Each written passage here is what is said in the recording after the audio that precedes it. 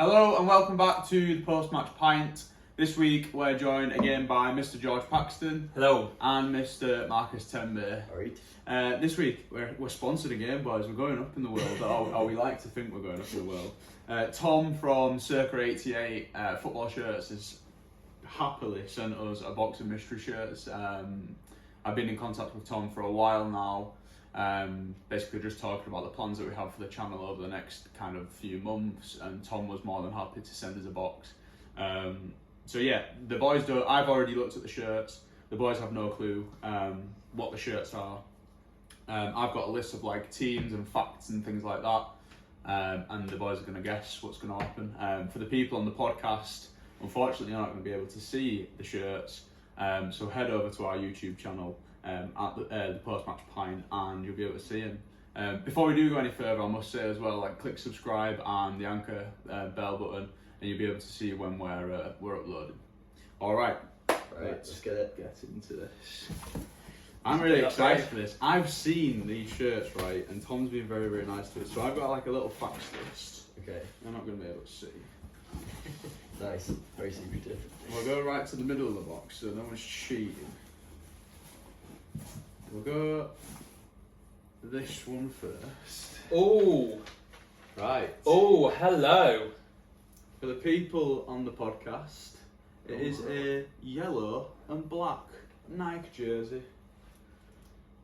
For the people on YouTube, you can see that. Can you just move that across as well? Which team? Can you see? Yeah, that's Can you actually see? class. Right, boys. Put that behind us here. Marcus Tembe, what is the team? This is going to test your knowledge. Can we just take a look at the back? Oh. Right. I think it's Mainz. You know, they're a real traditional club in Germany. I'm gonna say it's Dortmund. Okay, yeah. George. Dortmund as well. I'm gonna have to agree. Good decision. It's a tough one, but I'll have to agree with Tembe What for year? once. What year is this shirt from? Is that your question? No. That's on every Dortmund. Is it on every Dortmund?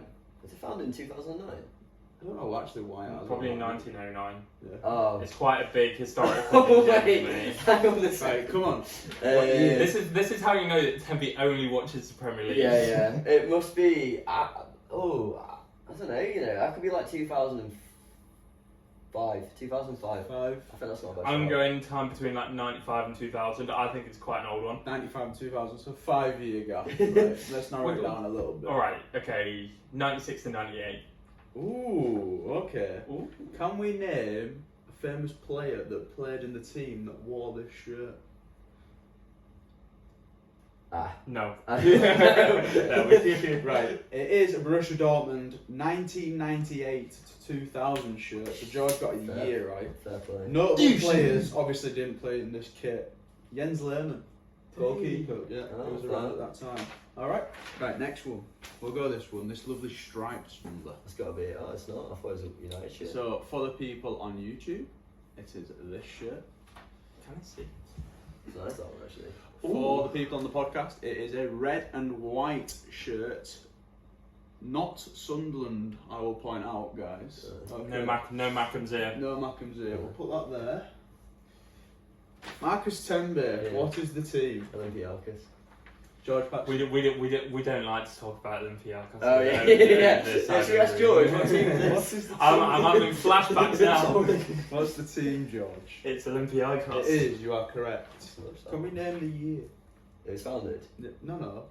This year, was shit. worn. I was going to say, I was like, I fancy my chances there. Maybe in about 10 minutes, Tembe will get the aim of what he's been asked. I think, alright, I'm thinking it's got to be around, I'm going 98. It's quite similar to that one. Go on. I'm going to go 2004. We had a complete switch that time. I'm going to say, can you mention a player that played in the shirt? Can I name, right, 3 players. Socrates. I was going to say him, you know, Socrates, yeah. Socrates isn't on my list, but I'm assuming at some point he probably did play for Olympiacos. Alright, so the year. Did you say? Yes, you did. 2004, I said. Okay, the year is 2002 to 2003. Jesus, that's it. Yeah. I'm on fire today with this. And Tom from Circa 88 has put notable players as Christian Karumbiu, never heard of him. Nope. And Stelisos. Wow, try say this when you're pissed. Giannakopoulos. That's a traditional Greek game. Yeah, well, it's a Greek name, but try and say it when you've had a few beers. It's just not going to happen, is it? Anyway. You know what the Greek are like. It's not a name unless it's got 10 letters in it. This shirt I had when I was a little whippersnapper. Oh. Hello. I actually had I had that shit as well. For the people on... Tom has been very kind to us Tom with has been these very shirts, actually. For the people on the podcast, it is a bluey navy? Navy. Yeah, navy. Navy and red. Burgundy, I'd say. Navy Burgundy. Yes, Yeah. let's say that. I'm trying to think of a team that plays in navy burgundy colours. We did a few years ago. Not that. There isn't any. Talk to me. Who is this team? Roberts. Who's the team? Right, Barca, I'm taking the win for that. Barcelona. Yeah. George is going Betis. Well, you can have one. You can have one. Well, we obviously know it's Barcelona, right? He's going to need one. What is the year? I actually had this shirt, so I want to say. I was saying I used to have this when I was a young whippersnapper. I actually was quite old when I had this Yeah, shirt. I reckon this has got to be like 2013 season. I'm going to go 2011. Can we name a notable player? Thierry Henry. Dani Alves. Oh, yeah, Danny Alves is a bit of an easy one, man. I thought you were both going to say Lionel Messi, to be honest. It is a Barcelona shirt from the 2011-2012 season. And Tom's actually put his notable players of where do we start? Which is fair enough. Yeah, there was a lot of good players in that team. Both played at that time. Where do we start? And plus Dani Alves. Yeah. And Dani Alves. Dani Yeah. Alves, yeah. Right, on to the next one. This one. Now you might remember during the last shirt unboxing, we had this shirt. Is it the same one? No, it's not the same one. It's a blue and white kind of block. What do you call them? Block panelled shirt. You know the black and white ones you wore for PE when you were at school? Literally that. Yeah. Just that, but with blue. There you go. There is no name. An on the ocean back. blue. What's that thing on the? There's like. Oh, is it? Oh. It's like a saying, like a motto of some sort. This is not the sponsor. Arrêtez le beau. Oh yeah, it's like I think it's Well French. Well, French. Anyway, George Paxton, what is the team? Blackburn Rovers. Blackburn Rovers. I'm going to agree with. Also Blackburn Rovers. What is the year? The question is, how does this one compare to the Shearer one? Is this older or is this newer? That's my hold up at the moment. I think this is newer. Newer. I'm going to go 2003-04. I'm going 2001. I'm pretty confident 2001. Do we have any notable players? Morgan Gantz Pedersen. I think he was a bit He was the Yeah, time that yeah. George said. He played at the time that George said. fair. Oh, is that long ago? Wow. Wait, when did you say? 2004? I said 2003-04. Yeah. Was he there that early? Yeah. Wow. Jesus Christ, I feel old. I'm pretty sure. I feel very old. Shearer? Was Shearer still like that? Ivan Shearer. This is a Blackburn Rovers shirt from 1996 to 1998, so it's actually the year after the Shearer shirt. Oh, fair. The notable players, Tom has put Jason Wilcox and Chris Sutton. You'll know Chris Sutton from Punditry. Oh, yeah, fair. Next one. Lovely. Now then. For the people on the podcast, it is a red shirt with black and white stripes. Also, not like Manchester United or anything like that. It's pretty I thought that odd. was a proper retro United shirt. There. It's an Adidas shirt. It's sponsored by Adidas. Ladies and gentlemen, Red for with the YouTube, white and black and stripes. we'll put that there. George, what is the team? It's FC Köln. I'm going to be honest, I thought it was Frankfurt, so that was actually... Frankfurt. I reckon he's right there, because he watches Bundesliga right now. It's not just Premier League, we know. Okay, what year? This looks old. Yeah. This does look old. This looks very old. It's definitely before the 90s. I'm going to go 1987-88. 87-88. Wow. I think it's quite way too old. I think it's quite old. I think it's 94.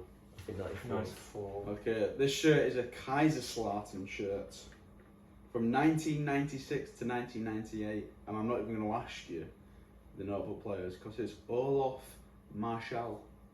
Oh, What league are they in? Kaiserslautern. Should we have a look? Because I don't even know myself. Wait, Kaiserslautern? Oh, it's not. What? Neither of us are right. No, none of you are right. No. So Kaiserslautern. I think it's a really old team. Is it Danish? I think it's Danish. Well, Kaiser was previous ruler. No. King. 3 Liga. So Oh, it that's is a Bundesliga team. That's Bundesliga third division. Third division, so it's Oh, really, fair. really old. They must have been at the pinnacle at that point. Right, next shirt.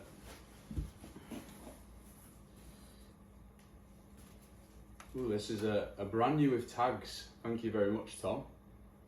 Put that there. Nice. Very nice. Can you see? Aye, nice shirt. For the people on YouTube. Proper summer shirt, that one. Oh, yes. There we go. George Paxton, what is the team? Boca Juniors. Yeah, Boca Juniors straight Boca up. Juniors. 100%. Boca Juniors. What is the year?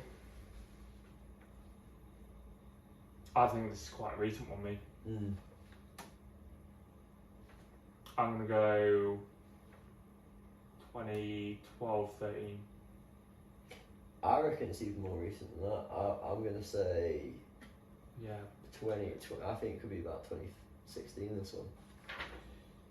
Notable players. Oh, was Tevez there then? I don't think Tevez didn't No. join till, when was it?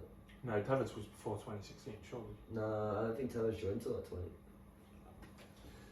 5 seconds. Pavon, I'm going Tevez. Argentine, I think I might Okay. get it out. winger. This is a Boca Juniors 2018 to 2020 shirt. Oh, well, yeah, definitely not Tevez then. So it is pretty new. Notable players, It's Tevez, isn't it? Carlos Tevez Uh, and Pavon. Hey! Well done, Mr. George Paxton. I think we'll leave them there for the whole episode, lads. I like them. Should we spread them out a bit? Yeah, we'll put them a little bit everywhere. Right, you put some behind you. I'll put like this one here. And we'll leave it like that. Let's get in Bit the of a back- Marcus one. Bit of a backdrop. I like it. Yeah, thank you very much to Tom again from Circa 88. If you want any football shirts, be it new or old, he's got loads of South American stuff in stock at the minute. Then I'll put the link in the description and just click on that. And also follow him on Instagram as well. Yeah, thanks again for that, Tom. I really appreciate that. Let's get on to the main body of the podcast now. We're going to be talking who are the real winners and losers of the 2020-21 Premier League season. We have kind of touched on this in the team of the season kind of review, but I felt like we needed to sit down and talk about who were actually the losers mainly. And I think we've talked about it in a range of podcasts. To be fair, like yeah, we have, but we've never really like proper touched on it to the point where we've gone into loads of depth. I think a good thing to do is get the Premier League table up to start with, and look where we are now. Have you boys got anyone to put out there to start with that you want to, give a big mention to? Do we start from the top? And should we go from the winners down to, or should we go from like the top down to the bottom and go that way? Yeah, we can do. Yeah, for sure. Winners, we may as well start with Yeah. who are inevitably going to be the winners of the Premier League this season, Man City. Aye. Yeah. So, I think it's a little bit of an interesting one because you think about the team and how they were playing at the start of the season.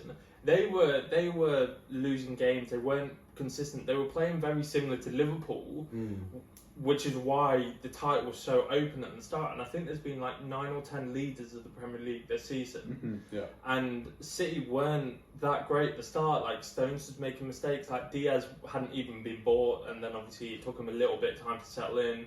There were defensive errors. Like Kyle Walker was all over the shop. Gundogan only really came into form in like the middle like third of the season, I'd say. Yeah. I think it really has, and I think Pep said in an interview we did with Sky or BT a couple of months ago now, that he looked at the team and he said he just didn't like it. Yeah, he didn't like it, and then they went to more of like a false nine. Well, sort of like we say, we're not forgetting that at the start of the season they wasn't rubbish, but they were pretty poor. They were below the standards we expect of Man City. In especially with the signings they yeah. brought in. It was that I remember that interview. It was after the West Brom game when they drew 1-0. I'll put somewhere on screen like the first few results that City had, and you'll be able to see just how bad they actually were, and the turning point that they had. Maybe like the first 5 fixtures I'll put up. But yeah, they were bad to start with, to the point where we kind of saw them where Liverpool are now. Like we said watching like the first few games, didn't we? Like Liverpool, City could fall to like outside Champions League place. They were playing that bad at the time. It's easy to talk about the top lot, and we will move down the Premier League table. But we knew coming into the season, apart from the first few games where it was a bit of a blip, that City were going to provide this season. I think what's good about this podcast is, and this episode in particular, we can talk about the really finer details. So like, for example, City, it's not just the team, it's Pep Guardiola who's turned up again this year, is going to be in another Champions League final. It's Man City's owners and the board that have decided that they want to pull their finger out and buy Diaz. It's Cancelo who's turned into a completely different player under Pep Guardiola and is now playing like an attacking midfielder / fullback. I think with City it's important, and it's a good lesson that other owners should look at, is the importance of trusting your manager. So obviously with Jose Mourinho, he's a really Marmite sort of manager. Like, you either love him and you respect him, or like maybe you might think he's a little bit of a dinosaur. Like, I think he is very like split down the middle now. Yeah.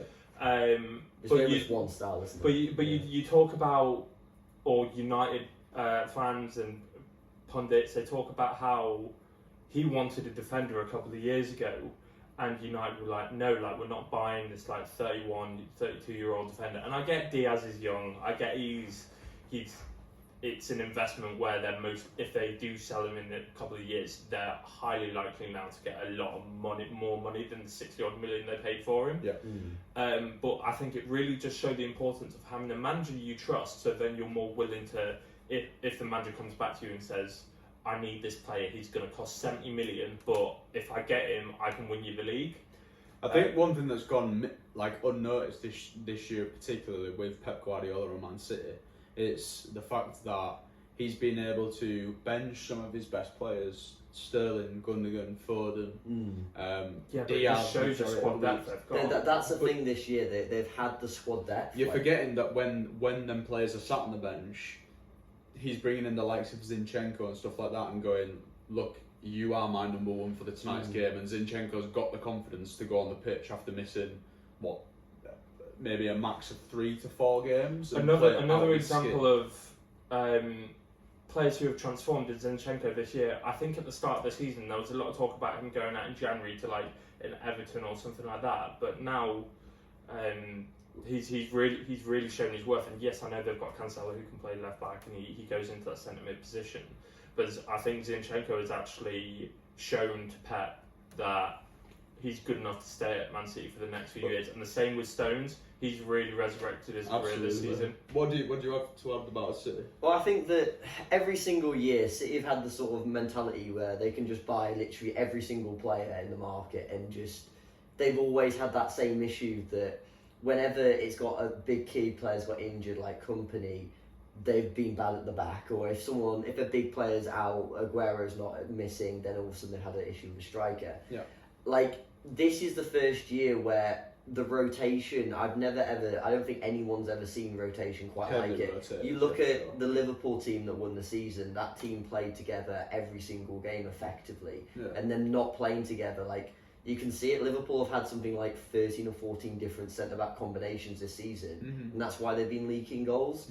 Whereas you look at City's side of things, and he knows that if he takes out Cancelo and maybe brings in Zinchenko, brings in Walker, brings in Mendy, Laporte, Diaz. The only defender, the only he can play left back as well. Ake's the only person who I think is the one where it's a bit like, ooh, like he's a bit not confident. Yeah, like he's the only person in that team where you could switch him out and you'll notice a difference. I think he's going to take time to adjust as well. But one person that we haven't mentioned who's been City's best player over the last few months is Mahrez. Yeah. Sure. Oh yeah. People, I remember saying this for you not last year, season before last, where Mahrez got slated because he came in for 60 million. He didn't really do much. Mm-hmm. He came and did a match-winning performance in the game that won them the league. Yeah. That same season.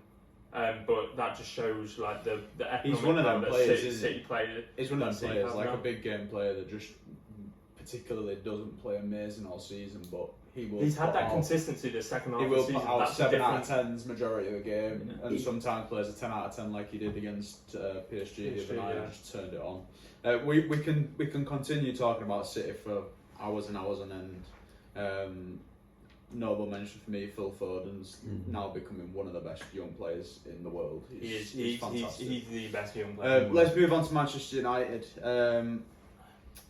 I'm going to give a shout out to Ole Gunnar Solskjaer. That's what I'm going to do, and I hate doing it. He's proved himself this year. He's proved himself this year. This whole PE teacher vibe's gone out the window. He's tactically more adapting to the game. He knows how to use his players better than what he did. I think that a lot of that comes with the backroom stuff that he's got in. They've obviously got better. The players that he's got at the helm are 1 year on. Rashford, Bruno, Greenwood, Cavani, who's been excellent this year. Players who you thought were a doubt last season have proved themselves this year. Yeah, Fred's the main example, I'd say. Sure, the weird thing is with Man United this season, you look at the transfers and you don't go like you bring in Telles, you bring in Donny. Like obviously Henderson came back from loan. Cavani's the exception in the sense of he's been absolutely great. Nah, Henderson's their main keeper like now. Henderson, the thing is though, but obviously Henderson's only been the main keeper for the last 6-7 games. Prior to that, obviously it was all De Gea. But then you look at Donny van der Beek, you look at Telles, and you'd be like, ooh, those are 2 signings which really haven't worked out. But on the other flip side of it, you've now got Pogba who has to compete for a position. Mm-hmm. So if you notice, Pogba's been playing out of his skin, obviously playing game after game, and same with Shaw. Like, I think everyone can agree that Telles has brought the best out of Shaw. Like, we would probably have not had that Shaw performance because, no disrespect to Brandon Williams, but Shaw doesn't need to put in an A-game performance to maintain his squad position. Not forgetting as well, they're in a Europa League final. Exactly, yeah. Rio Ferdinand's also banged on about this for years, saying that, like, just because you've got a great squad of players, that doesn't mean that you don't go out and buy anybody. Like, obviously nobody expected Shaw to have the season that they had, but the fact that Telles came in, Shaw obviously, well, I'm assuming he would have then known, right, this is a really good attacking left back who's come in. Like, I need to be on my game, and I think that's the reason that Shaw's played out of his skin. And obviously, it looked like he gets on really, really well with Ole Gunnar Solskjaer. But I think he's played out of his skin because he knows he's competing against another top level left back. And I think when you look at some of the other clubs in the league, that's the problem they've got. Where yes, they have one world class or amazing player in one position, but they know they don't have anybody competing with them. I think I think a good thing to say is as well that has been a standout for Manchester United season this year is the fans as well for protesting the other day. That was unprecedented in football. You hardly ever see that anymore. It's quite clearly shit up the Glazers. They've come out and written an open letter to like a supporters club, supporters trust for Manchester United. They need to keep doing it though. Let's talk about that a bit, obviously, because we've not. Me and Sam have obviously spoke about it. What does that mean for you, and what does that mean for? What do you think that means for football? And again, obviously, I'll add on the overlays of the images from what happened the other days if people have missed out on it. I'm delighted that United fans did it. Obviously, as an Arsenal fan, I know what it's like to absolutely detest the owners that you have. Yeah. I just hope they continue to do it because it's a long battle. I think it's gonna take years of not years, but it's gonna take a considerable amount of time for it to actually start to harm the Glazers because just with the way they are, you know that they do not give a crap about the club, and you know that just the odd game isn't really going to affect them too much. What do you think? They'll be expecting it to be like, oh yeah, give them a couple of weeks, it'll die down. But I hope that they keep doing it. Yeah, they've got to keep that constant pressure on. Yeah, it's certainly rumbled the camp, the Glazer camp on it, which is a good thing. Well, that was the thing, really. Like, you look at it and you're just like, when obviously Glazer put his name on it, there was when Neville gave that. I guess that when he gave that first speech about the Super League. Yeah. And he was basically saying just how, as soon as he knows how determined the Glazers are, like, as soon as he puts his name on it, that's game over. Like, he's going to do everything in his power to push it through. United did a statement ages ago. I think it was shortly after Big Picture, and it was a club statement, but they didn't put a name on it. And I remember Glazer's never put his name on anything. Gary Neville made a really good point about it, saying like, you may as well have not put anything out at all if you're not going to put a name on it. Yeah. Because the point of putting out the statement is for somebody to show some accountability, who is representative for the actions of the club. So obviously, when you put something with no name on it, it's worthless and like it's not. That's the thing, yeah. It just totally shows like the fact that they know they've messed up, they know they got themselves in that position, and the fact that no one can take any accountability for any action. Like actually getting a written letter, that's a massive step forward. It obviously the way it's gone to now, it would be interesting to see what happens next because obviously there's a Liverpool fixture coming up again, repeat this week.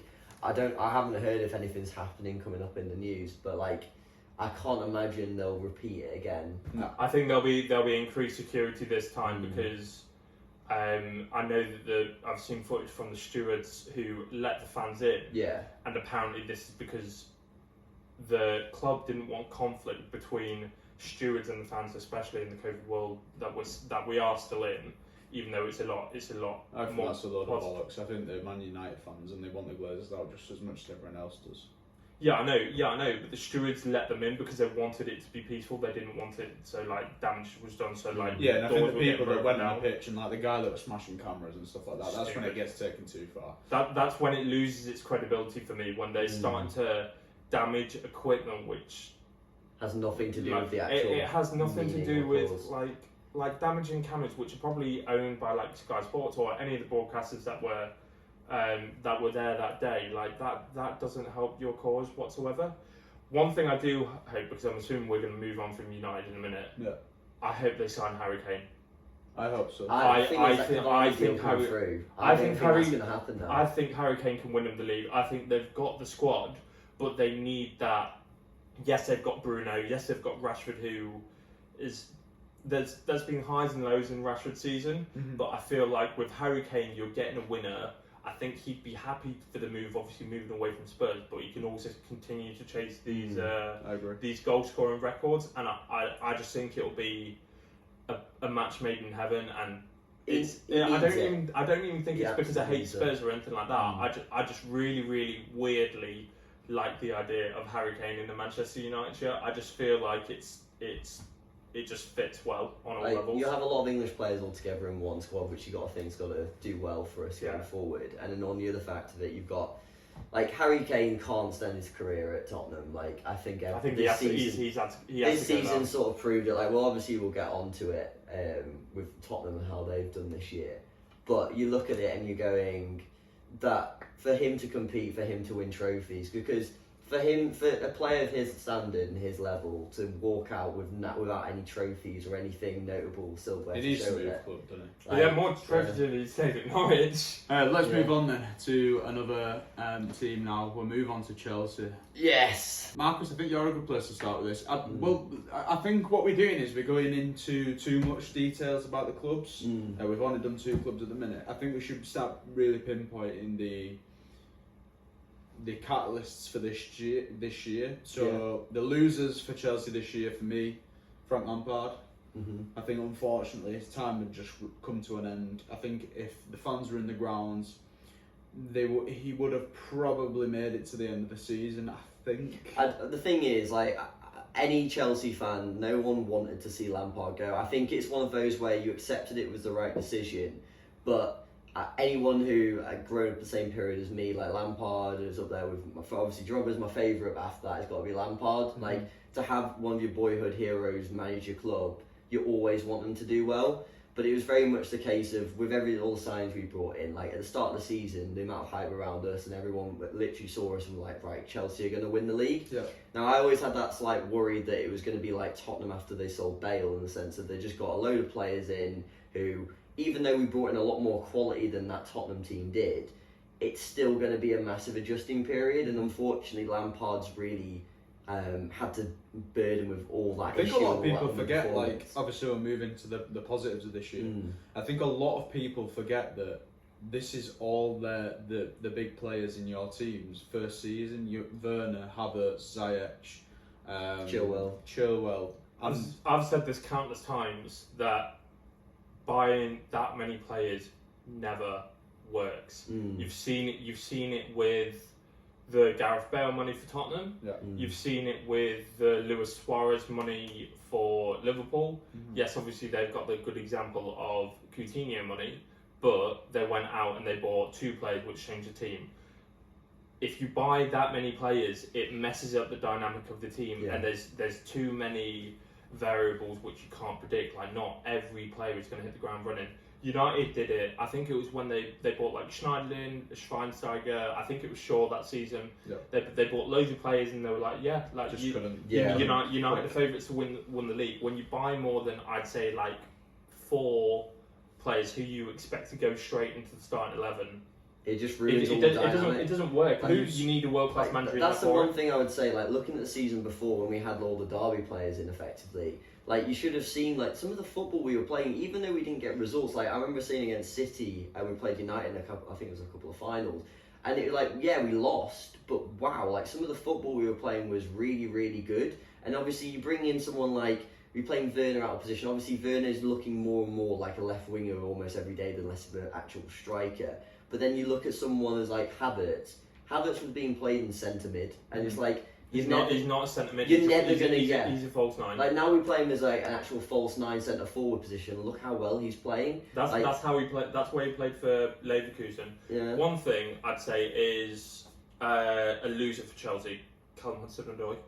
What's happened with him? Let's start doing this then. So your main winner and your main loser from the team. So yours is Callum Hudson-Odoi. I'd say your main loser is Callum Hudson-Odoi because of how highly rated he's been. Yes, obviously because of the Bayern Munich interest ages ago, but like he's had chances, but he's been playing like a wing back position. Next week he was playing on the wing.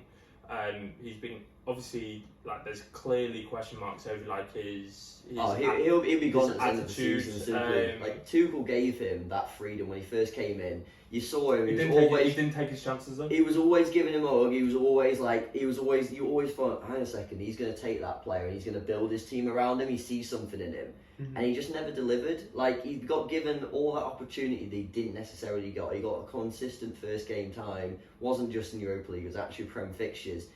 And it just never really gelled. Like, he did a lot of okay things, but when you've got such competition that we are having for those positions, like, you can't just do okay. You have to be outstanding, especially. He got given chances. He didn't take them. Yeah. I think that's literally the deal. Who's your loser then?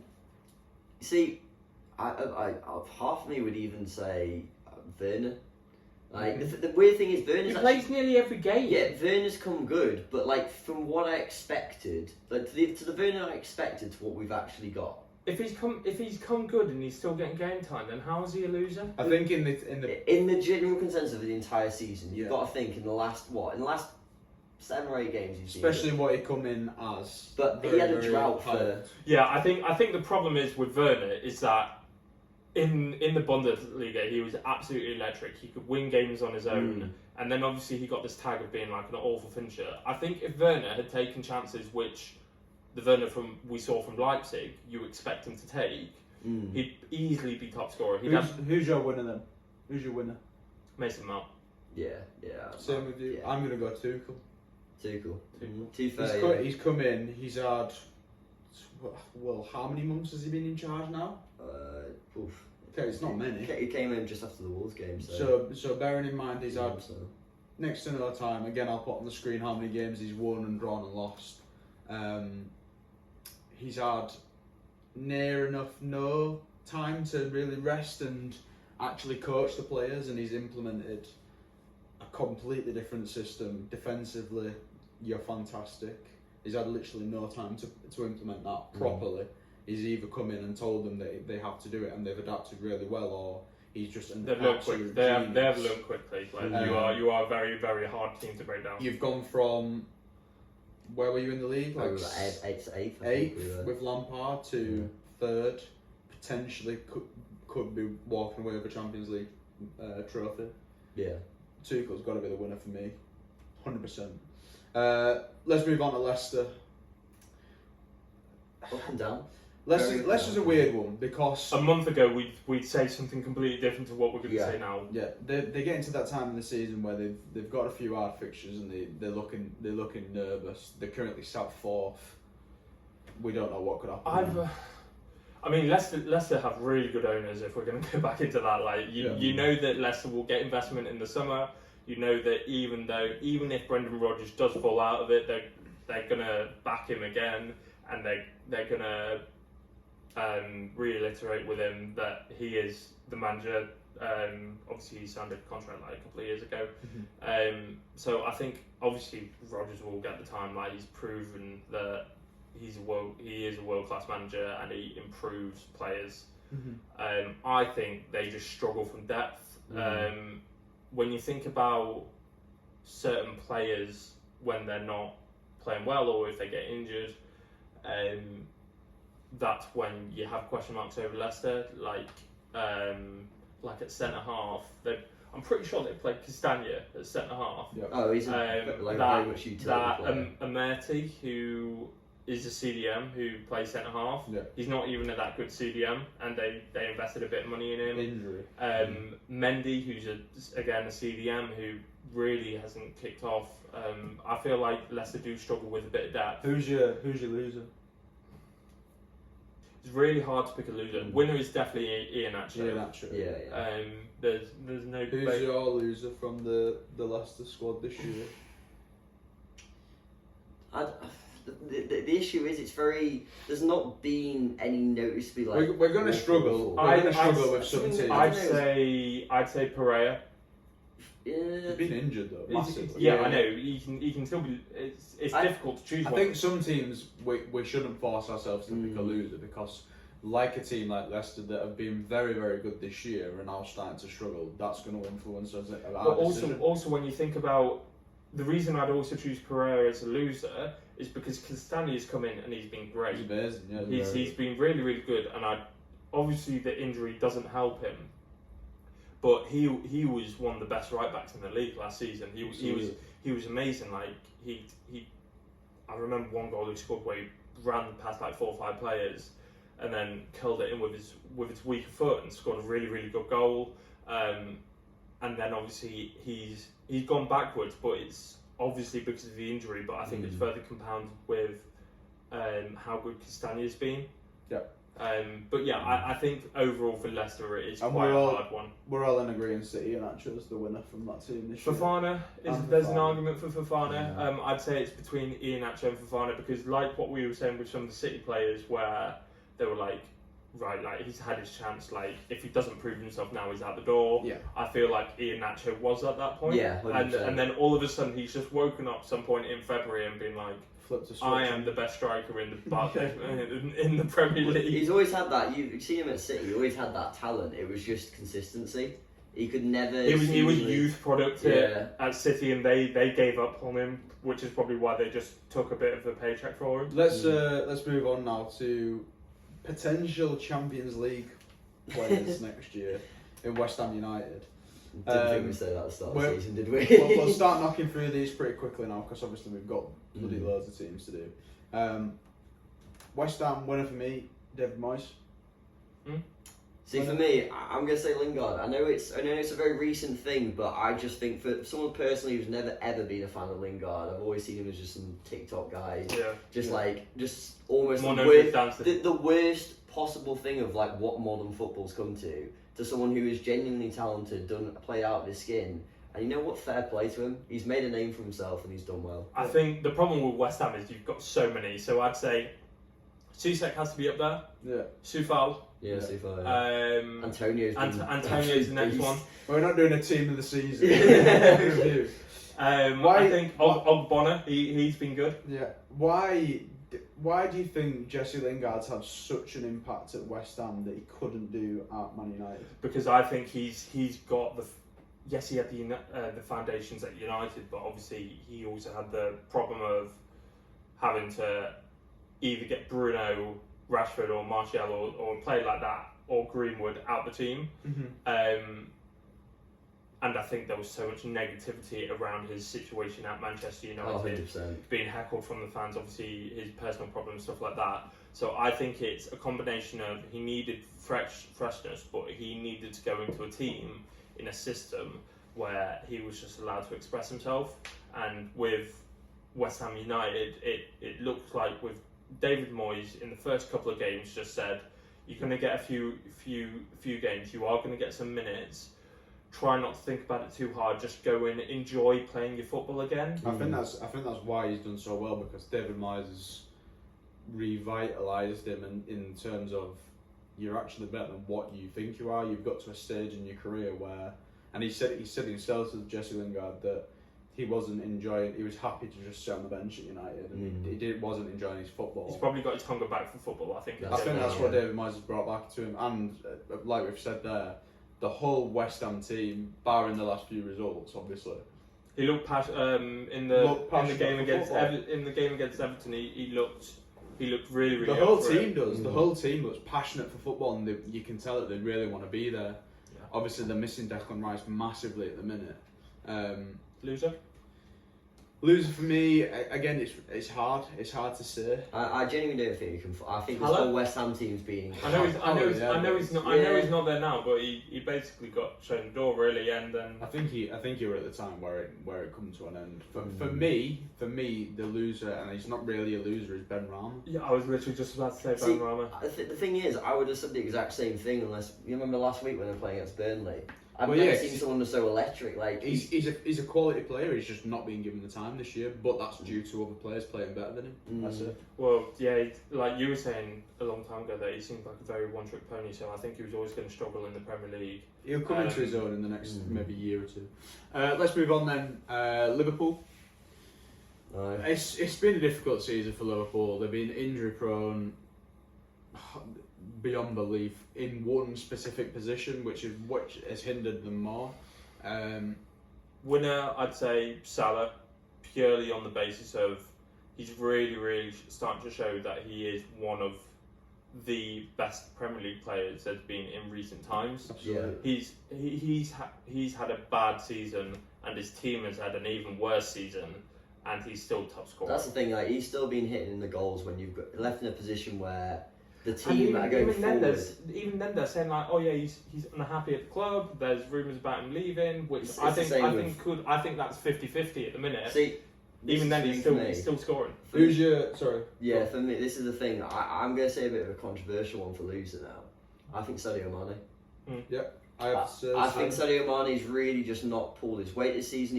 He genuinely looks like he doesn't want to be there anymore. Him and Roberto Firmino. Firmino's been like that for a couple of years. Non-existent players this year. I don't know, like you say, I don't know if they know that they're ready to leave or. That's the thing. Like you look at you always had those front three, which always were played electric off each other, and now you just see it. Salah's literally pulling all the way, and everyone used to get a bit annoyed at Salah because he used to take that extra shot on where he could have passed. Mm-hmm. But you don't blame him now because he seems to be the only person up front going for the goals. Like, I think a winner as well from this year has to be Klopp and the adaptation that he's done for, and I know I've said a manager for literally nearly every single team, but he's had to adapt to a norm that is not being used to at other clubs. He's had no centre backs. He's had to play his captain at centre back at some points, who's never played there before. He's had to play Fabinho at centre back, who's hardly ever played there before. Fabinho's done a hell of a shift for someone who's not a centre back. It shows how much a utility he's. I'll be excited to see what Liverpool are about next year when they've got Van Dijk and Gomez back and potentially keep Kabak and who, because they are going to invest in the summer. That's pretty much certain. They have to. Let's move on then. We'll knock through these two quickly. Tottenham and Everton. pretty bog standard seasons for me. I feel sorry for Jose Mourinho for being shown the door in the midst of the Super League crap. I'm happy that he's got the job at Roma, though. I feel like that league and that team is going to be very well suited with him. Yeah, He's got the defensive football with possession. Serie A is really, really tactical, and like that's why people find it boring, because it is a lot more tactical than Is Jose Mourinho's time in Premier League done? Yeah. Yeah, I agree. Yeah, I can't say. But also with the players he's going to take over, I think he'll actually enjoy working with Smalling again, and I think he'll love Dzeko. I think Dzeko's tipped to have a really, really good season next year. I feel like he's a typical Mourinho sort of player. But yeah, so winners for Tottenham: Harry Kane. Gotta be Kane. Loser: Ndombele. I think Ndombele's been solid, to be fair. I think he's been playing very And well. I say Ndombele because he's actually had he's had a love-hate relationship with Mourinho. But it's kind of been a knock-on for Ryan Mason as well. And Ndombele, I think, was in danger of his, in general, reputation as a footballer going, and then he's had a fairly solid season, and obviously now Mourinho's left. That's why I think he's Ryan Mason, for some reason Ryan Mason doesn't seem to like him either. I think it's an attitude issue personally, but yeah, it must be. For me, I think the loser has to be Vinicius. They brought him. They brought him in, and he's not been able to do anything other than play the FA Cup games. I think they brought him in just in case Harry Kane got injured. And he's been pretty lucky this year with injuries as Harry Kane. Loser for me has to be Gareth Bale. He's done next to nothing. He's been good. He's been good in recent weeks. Obviously, I think he wanted to go back to the club, but I think one thing that was holding him back was obviously working with Mourinho again. Yeah. But I get obviously Ryan Mason. He's a really inexperienced manager, and he's probably at the minute just trying to please a lot of people because he is seen as like a mate to a lot of the Spurs players. A loser for me as well is Ledley King. How Ledley King's not got that job over Ryan Mason when Ledley King was on Jose Mourinho's backroom staff. I wouldn't be surprised if Ledley King got offered it, to be honest. Well, if he has, then Ledley King's either said, "No, I don't want to do it, give it to Ryan," or he's been completely overlooked. And I just don't understand it. A loser for me as well. Danny Levy is a tit, absolute idiot. Yeah. Let's move on. Everton, Carlo Ancelotti's men. It started well, didn't it? It started very well. It started amazing. It looked like it was going to fly. Dominic Calvert-Lewin banging goals. Rodriguez. He's my winner without a shadow of a doubt. Yeah. I don't think you can. Richarlison or DCL? Dominic Calvert-Lewin. I don't think you can pick anyone else. Alan's been a bit poor this year. He's been injured for a little bit. He's been a mixed bag. He's had some games where he's been solid, but then he's also shown his lack of awareness. For me, I've got to say that my biggest loser is going to be Pickford. I genuinely don't rate the bloke. Yeah. I think he's great. I just think that great goalkeeper. Nah, he just doesn't. There's so many things even this perfect example this morning. I literally opened my phone up to a video of him giving a penalty away to Havertz, and you literally see him. He's like, "Why are you rushing there? Like Havertz is going towards that side, plenty of time, and you rush him out." People slate Pickford and say, "Oh yeah, he has a lapse in concentration," but most keepers in the league have lapses in concentration. I think he gets unnecessary criticism. So do I. I think it's his label as a Mackham as well. Yeah. I think that doesn't help him, but no, I rate Pickford, and I really, really hope he's England's number one, because I don't think Henderson has had enough game time this season. I don't think Pope's ready. And I don't think, with the way we're likely to play, Pope is not going to be ready, because Pope is used to having at least 5 or 6 players blocking the goal. He's not going to. Good old Sean Dyche tactics. He's not going to have that comfort in the Euros. So for me, Pickford is undisputably the number one, and yeah, I think he's a great keeper. Loser is difficult again. I say the way you could argue on one side that it could be even James for one part's been incredible, but on the other side being non-existent. Has he proved what he actually expected to happen? For me, a winner is Ben Godfrey. His first season and has been solid. Mason Holmgren? Both fantastic. Yeah, loser I'd go to Corey. Okay, let's move on. This is going to be interesting, George. Let's let him Arsenal. A winner for me. Winners are easy. It's Emile Smith-Rowe and Bukayo Saka. Yeah. Bukayo Saka was good last season, but there was a period this year where he was a main player. Obviously, we had the cloud with Ozil leaving the club, and we had that problem with the creativity. We know Ceballos is nowhere near good enough for the club. Nobody expected, and nobody was even calling for him to come into the team when we played Chelsea. And like people were calling for Willock beforehand because he was playing really, really well in the Europa, and then he got the chances in the Premier League and he wasted them. He didn't take his chances, which is why we were happy to send him on loan. But yeah, with Smith Rowe, nobody was really calling for him to come into the team, and he came in and he just started dominating games, and we were like, wow, like this kid is good, and he's proven it. To be fair, he's shown that long term he can play that number 10 position, and he's been playing on the left wing for the large majority of the games since Ødegaard's come in as well. So yeah, like I think that's the only good thing about this season, is that we've shown that we do have the youth. That's the thing, your youth talent, like Maitland-Niles, you've had Willock, and then obviously now you've got Saka in this season, you've also got ESR, like, you've genuinely... Martinelli. Yeah, from a youth perspective, you've got a lot of positives, and like for the future, there's a lot of, I guess... Balogun, who most people won't know of, obviously, unless you know a lot about Arsenal, so Balogun is seen to be like the next like big striker for us.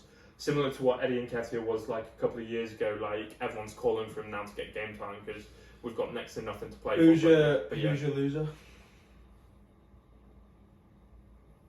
Arteta, because I do feel like with certain, yes, like some of his stuff is questionable, but in what sense is he a loser? That's what you got to ask. Because we are still a club in transition on and off the pitch. He has had to deal with a lot of injuries from various players. Like you're so like stone faced and like you've practiced this. No, because I know that some people now look at Arteta and they're like, no, like he's just a B-Tech, he's just Pep Guardiola from Wish. I think Arteta's time at Arsenal's. I think if it was any other big club, he'd be gone. Oh, 100%, but Arteta was never brought in for instant results. He was always brought in for the long-term project, which is why I think he's still in the job. Do you think all the shit that's been going on with the Super League and things like that has saved his job a bit? No. The fact that Kroenke's under a lot of pressure. I think his stock with the fans has gone down because he has... Not particularly with the fans, I mean because Kroenke's under such pressure from the fans. Yeah, if he was to now sack Arteta, be that any manager, if he was to sack any manager... Well, the thing is, sacking Arteta doesn't sort out the problem whatsoever. Sacking Arteta is only a good idea if the board and the owners go as well. Yeah. Like, our problems are not just on the pitch. Our problems come from the last 2 or 3 years off the pitch. Partey hasn't. He started well, but yes, he's had injuries. Yes, he's had fitness problems, but he's not been the player that we expected him to be. And like in glimpses in games, he shows his quality, but he's already got that bit of Arsenal in him where you expect a lot from him, and you know he's this world class player, and he's proven it before. But all of a sudden, like. Recently, he can't pass a ball. No, that was the thing. You saw him at the game at the weekend. I've honestly never. They were calling for him to be subbed at about 60th minute onwards, and he literally saw it every time. I don't have anything to add on Arsenal. I think it's pretty obvious. Yeah. That you are in a transition period. It's a very, very poor transition period, may I add. There's no chance in hell you should be that low down. I just hope that Arteta knows where the problems lie in the team. I don't think he does. I think that's neither do I. I don't. The thing that alarms me about Arteta, obviously he did so well at the back end of last season. He's not learning from his mistakes. Yes, Willian showed his glimpse of quality against West Brom of all people, but yeah, it doesn't look like Arteta's particularly learning from his mistakes, or it's just that he's just not happy with the players he has in the team. Obviously, there's talk about money being invested from the Kroenkes in the squad, but we will see what happens next season. I think that's a good the point. next The first 10 games of next season are going to be very telling, because I feel like if Arteta hasn't won, obviously it depends on like if we play. I'd say if it depends on the teams that we play, but I think the minimum he needs to win is 6 games in the first 10. Yeah. Because if we're like 7th or 8th and it's 10, 15 games into the season, there's gonna be a lot more trouble, because it's really going to be proof in the pudding that Arteta doesn't. At that point, he's had literally 2 transfer windows to turn his team around, make it his, and if he can't still do it, then the question. I don't think he makes it to the start of next season. To be honest. No, the board will keep him. I think they'll give him a transfer window. The board will keep him. They will give him another transfer window, but I think if things haven't changed, he will get sacked in the run up to Christmas. That's what I think the board will do, because they have brought him in to be a long-term project. We would have gone for an experienced manager if we wanted instant results. Yeah.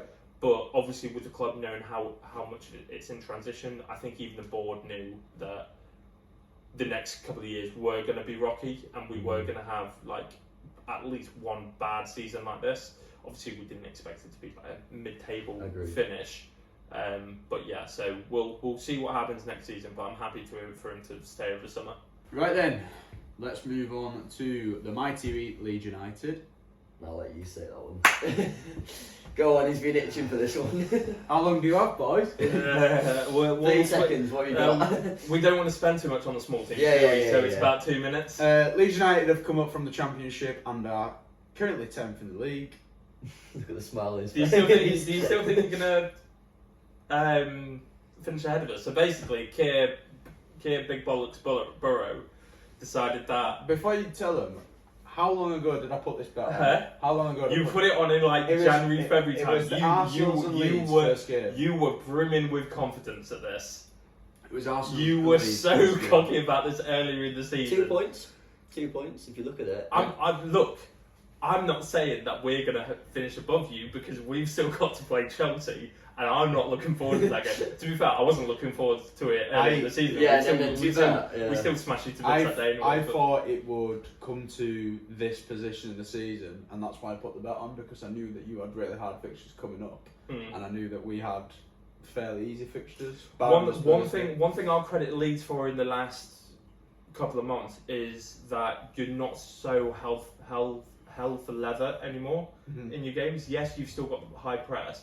Yes, you're still playing really, really nice football, but there's a lot more like calmness to your play. You can control the game a lot better than you were. It's not concede 6, score 7. We've shown everyone else that isn't a Leeds fan that we actually can defend.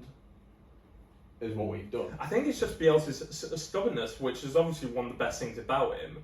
But he's shown his quality in that it's not just a team which is high pressing and all that. It's a team that actually can defend as well. Yeah.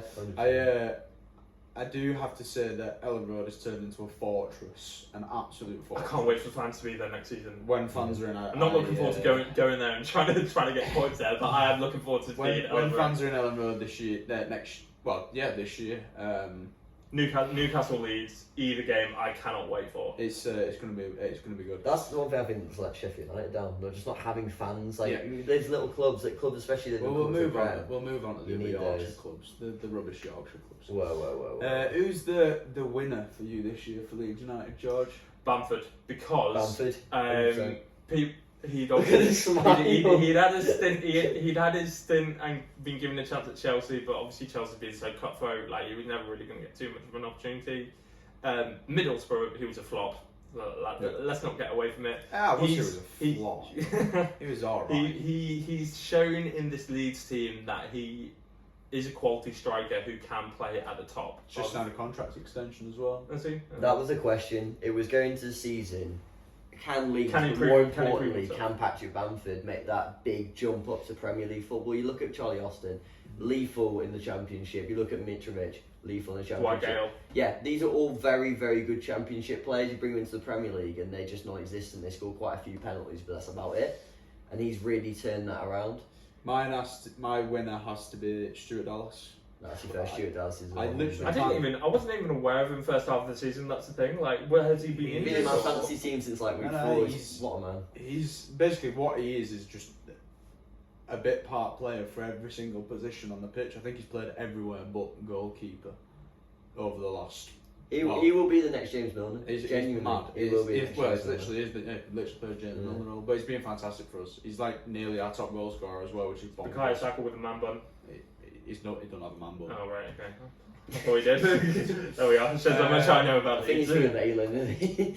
I tell you what, I did watch the first half the other day, and you were great. We were fantastic at the beginning. Spurs completely crumbled against us. Yeah, I saw the Rodrigo goal. Such a chalk and cheese, Jekyll and Hyde kind of moment though, compared to what we were like against Brighton. That's the frustrating thing. Yeah, but a lot of people were saying that you were worn out a bit, so maybe no such thing. This whole Leeds United wear out thing's a load of bollocks. Who's the loser?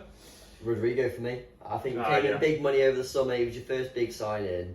He was the person that was like, whoa, we're going to massively injured, but I can understand what you're saying. Yeah. For me, What about like your wingers? So your Tyler Roberts. Tyler Roberts. I think he's out of his depth, but I think that's a bit expected. Like I think with Rodrigo because he had such a price tag. I don't think Costa's been alright. It looks like he's played his last game for Leeds United, which is upsetting. But surely that makes him the loser then. Yeah, I think Tyler Roberts held the Costa that would be put up there. Tyler Roberts for me, I think he's out of his depth. His end product's pretty shit. He doesn't bring anything. He's not a Premier League player. I don't know. He's got potential though. The likes of Robin Koch and Llorente and stuff that are coming, Rafinha have just been amazing this season. Like it's very, very similar to Chelsea that we brought in loads of players, and I would just not expecting them to dwell in and work as well as what they have, and they have. Marcelo Bielsa's God. That's it. We're done. We're done. We don't have to say anything. Right. He is the winner of the whole Premier League. Nothing else. Right. Let's do the next three. Knock them out quickly. Okay. Winner and loser from Aston Villa. Winner, I would say Ollie Watkins. Loser's a difficult one. I think it's quite easy for me, loser. But I'm pretty sure because they've had a lot of. Like all their signings for me have done well. I'd say. Weirdly, I'd say like Traore just because you expect more from him. Mm-hmm. So I think Watkins has proved himself being absolutely class this season. Winners, there's a few. Loser, like I've watched quite a lot of Traore. Martinez is close actually. Yeah. I've watched quite a lot of Traore this season, having him on fantasy, and he just looks out of shape. Like he just doesn't look interested. Moment of magic against Man United. But he just doesn't look interested a lot of the time. Doesn't pick up. I think that the main loser's got to be Barkley. He's been given that freedom, been given that time, and gone, right, okay, you never got that time at Chelsea, here's your time, prove yourself. He's been getting a bit more matches and he's just looking I think that's an attitude issue as well. I'm the same. He was in good form for a bit, but then he came back from that injury. Like 2 weeks. But with Grealish, it was with Grealish, like he needs to step up when Grealish isn't playing, and he's been given an opportunity to get a lot of It's a big summer in terms of transfers for Villa because they need to make sure that they use this money they get from Grealish wisely. My loser's Morgan Sanson because I brought him in on fantasy football and he's still not played more than 12 minutes of football. So, Wolves winners, please. Losers, you can say the entire team. Yeah, I want winners first. Finding a winner out of this Wolves team. Connor Cody. Yeah, because he's got into the England national team this year. I'm gonna go Prudence. Yeah. Loser. God. Traore. I think Fabio Silva. Actually, I'm doing Traore as a winner. Yeah, 100%. Traore is a winner. Yeah. Why? He's been fantastic. He scored majority of Wolves' goals. Goal the other day was good. I think you could probably say the loser's Nuno, the manager. I think that this whole Wolves team. Jimenez is a massive loser. I mean, you can't really say he's a loser. You're a loser for cracking. Yeah, I was gonna say, like, you can't exactly say you're a loser for that. Like, if you take that out, the fact that he's been injured has impacted Wolves massively, which makes him the loser. Yeah, but same with Nuno. Yeah, I think that they brought in Fabio Silva, and he was very much going to be there to learn off. He wasn't going to be a starting striker consistently, and they've needed him to be that, and he's just been absolutely dreadful. So I think it all has to lie on Nuno, that. Palace for me. Zaha winner for me. I'm putting What, Zaha. Eze? I'm putting Zaha as my loser. Also, Eze brought him in fantasy football. I got -12 on my transfer this week. Eze brings in 14 in his first game. Beautiful, absolutely beautiful. Yeah. Eze's been a hell of a story. Eze is the winner for me, and Zaha is the loser. I'm saying Zaha's the loser because it's just shown that he is far too good for that team, and I feel like he's almost been held hostage for 2 years. It's past that stage now of getting a big money transfer as well, I think. Like, obviously there was a big interest from us, but like we couldn't lump all the money together. Like, we didn't want to, because obviously we wanted to pay for all our players on finance. So obviously we couldn't afford him. Even Everton put in like a £70 million bid, which was a really good offer. I think Palace would take that right now, but I feel for him because he's been held hostage at that club. Yeah. They've held on to him, and even then they've got Eze, but other than that, they haven't really brought in players who are like consistent and reliable. And now he's just sort of stuck there in a position that I don't think benefits anybody now. We can see it. He just gets frustrated every game because he almost is just surrounded by planks of wood. Like, Eze, very, very good player. I think he's like my favourite story of the season. Eze's the flip side because he doesn't always turn up. He's come up from the Championship and he's shown his quality, and he's shown he's not just a Championship level player. But he's also been given this environment where it's okay for him to fail and it's okay for him to be inconsistent. Some weeks he starts, some weeks he doesn't. But obviously, like at the weekend, he showed his quality. Loser for me has to be the fans. They're just dire football. Palace are just a club, just dead in the water. They're just doing nothing. They don't go any further than 10th, 11th. They don't go any lower than 16th. Well, the season ago they finished like 8th or 9th, didn't they? Well, yeah, one season every 10. Yeah.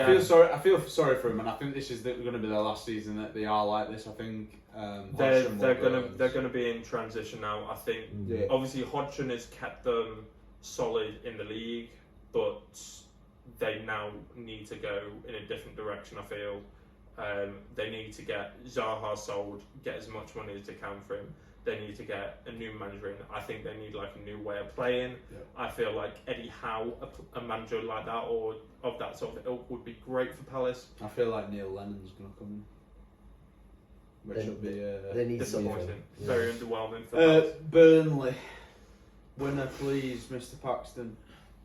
Shoutout, just a bit of a G, isn't he? Winner, please. I think the fact that Sean Dyche's managed to keep that team at 14th, and you look at it, he doesn't get funding from the board. He's almost quit multiple times because of the board. Yeah. Like, he is just the epitome of someone who is that stubborn, who just won't leave the Premier League. Like, I think that genuinely, when he goes, Burnley are gone. You can tell he loves being manager of Burnley. He loves the tag and the reputation which him and Burnley have. Yeah, I think like he just don't like the fact that he has literally pennies to spend. Yeah. Loser, please. Then me, mate. I say Vidra's being Vidra, yeah. Nothing. I mean, I don't really know any Burnley players. The fans again. Yeah. Lowton maybe? Mike Lowton's been alright. Newcastle.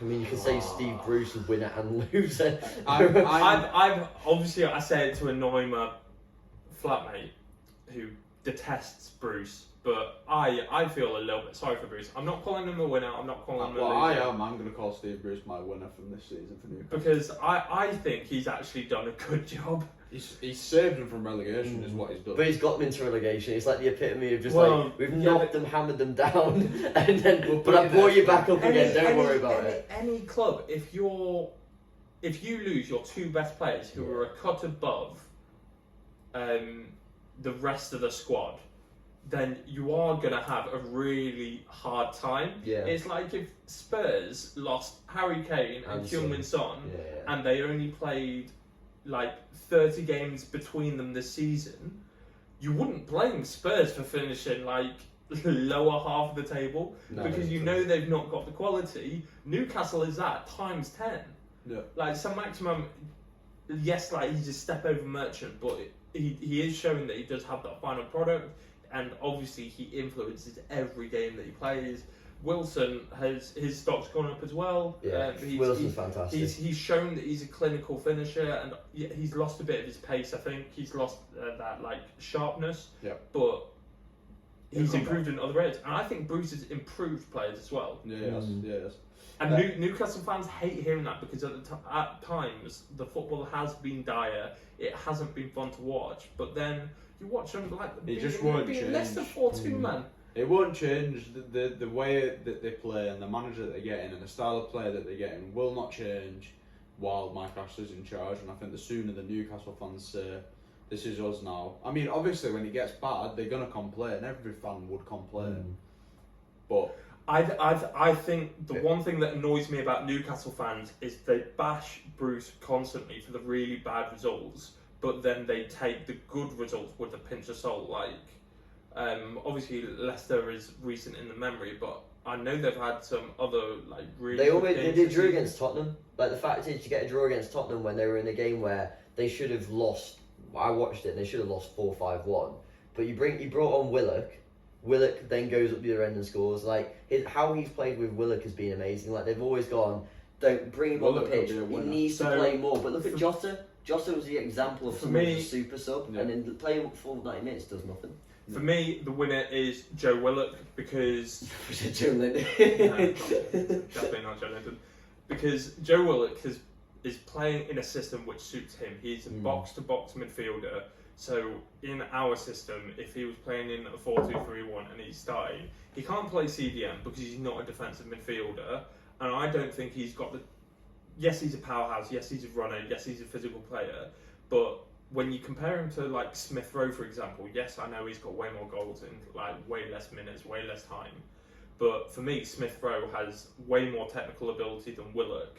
I don't feel like with where our club is going, Willock is ever going to fit into our system. No, I agree. But the best thing about him in Newcastle when they play a 5-3-2, which I actually really like when Newcastle play it, I feel like they're quite good in it, or like a 4-4-1-1. It suits Willock down to a T, and especially when he gets subbed on in like the 60th minute. Yeah, so he's got everything there to do well. Plus, hopefully, we'll get like 30 million for him in the summer. I'll add in the overlays of how Newcastle have been performing with Willock in the team, because I think that'd be a good thing to show. Alright, let's move on to the bottom three. Let's talk about Fulham then. Loser and winner for me has to be Scotty Parker.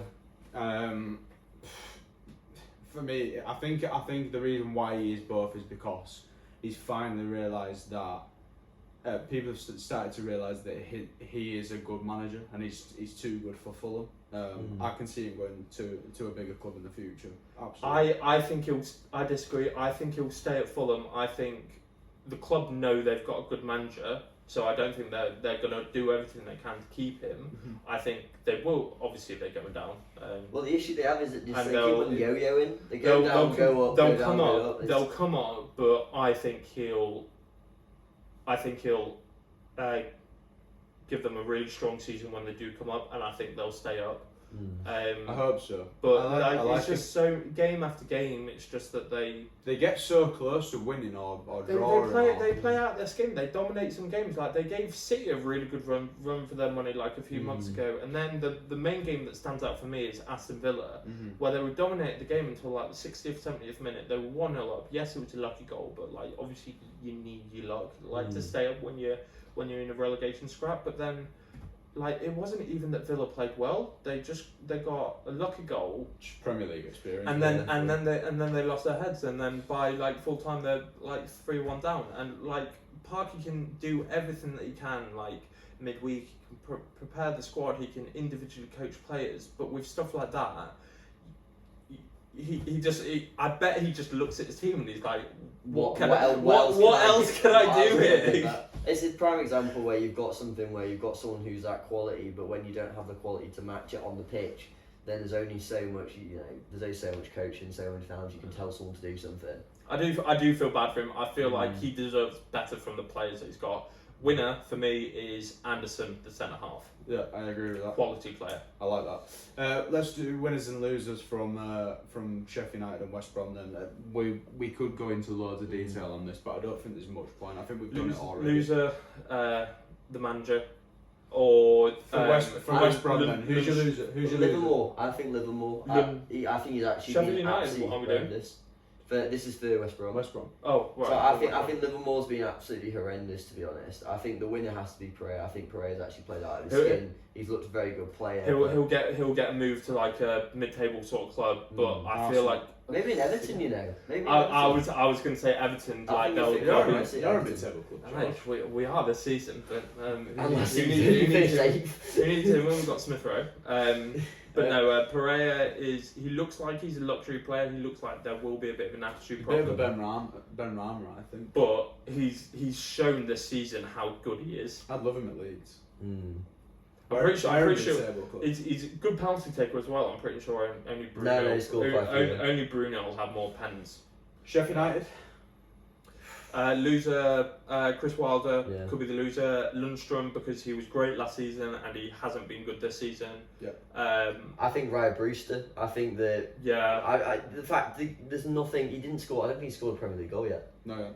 And the fact is, you've got that's the biggest issue with Sheffield United. Like they can't go back. Every single season. So like last season, what they'd do is obviously they'd get to the box, they'd bring the centre backs forward, they'd play an extra through to the extra man, play it across. Now last season, McGoldrick couldn't score, and that was the main issue. That McGoldrick was it was an absolute workhorse in the sense that he would do so much, but the only thing he couldn't do was put it in the net. And it'd say like all the fans, everyone going back home was always like, I can't. It's a proper love-hate relationship. Because on the one hand, my striker's doing all this good stuff, but he's also not putting in the net, which is costing us. And you can see this season, they're always trying to be too cute. They're always trying to take the time when all they needed is someone just to actually just run, hit the ball, take a chance.